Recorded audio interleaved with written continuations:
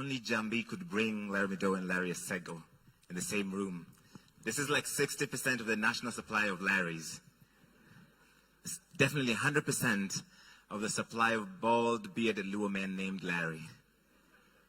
Thank you. Finally, you're laughing. I say a lot. I'm from Siaya. Njambi, but I went to school in Kisumu. Njambi loved going to Kisumu. As I've said before, she's like, also dumo na nipenda. Also dumo, also mini rank sana, sana, sana. It was one of the joys of her life to go and do shows in Kisumu because she just couldn't understand that all the way in Kisumu, she would do a show and people were psyched for her, that they'd come to her show, they loved her, everybody wanted to take a picture, she'd have full venues. That was one of the true joys of her life. And when we went back to the trend this past week to do a tribute for Njambi, because that's the only way we wanted to honor her memory, a lot of people said it was nostalgic. Only the millennials. The Gen Zs didn't know who the fuck, I apologize. The Gen Zs didn't know who these wazers were. They were like, is this the guy for the leaking airport and the stadium? Njambi and I first overlapped at Daystar. I don't know if you knew that. But we reconnected at Nation. And when we added an extra hour of the trend, and I was selecting the people I wanted to have on the panel, I went to Njambi and Shiro first.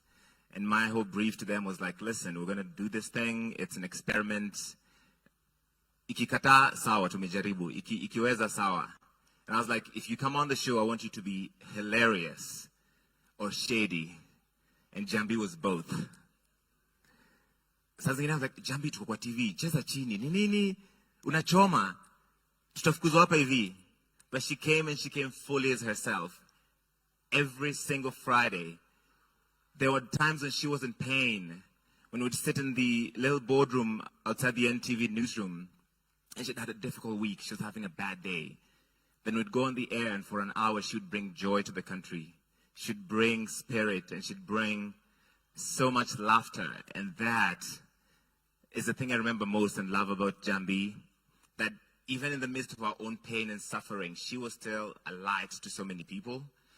And Njambi was only a year older than me, but she lived multiple lifetimes. By the time she was on the trend, she had already been a news anchor. She'd already been a radio host. She was a reggae DJ. She'd lived all these other lives that we only saw her. She spoke French, she had 2 degrees. And you'd see her on stage, and she was like possessed in that scene. That, for me, is the inspiration that I'll take from Njambi, to live fully, to live meaningfully, to die empty. And I think she did. So I wanted to come and celebrate that and encourage us to live fully. Don't let your degree be your entire personality. Don't let your job be your entire personality. Explore all those different aspects of your life. And we honor her struggle. We celebrate her triumph over adversity and pain. And we'll keep her name alive. So I'll leave you with the last thing Njambi told me the last time I saw her. God our bless. Thank you very much. As you said, 2 Larrys in the same room, and I think we are the only Luos are called Larry. But now that we're only 2, pia wewe unachoma. You know, choma kidogo hapo.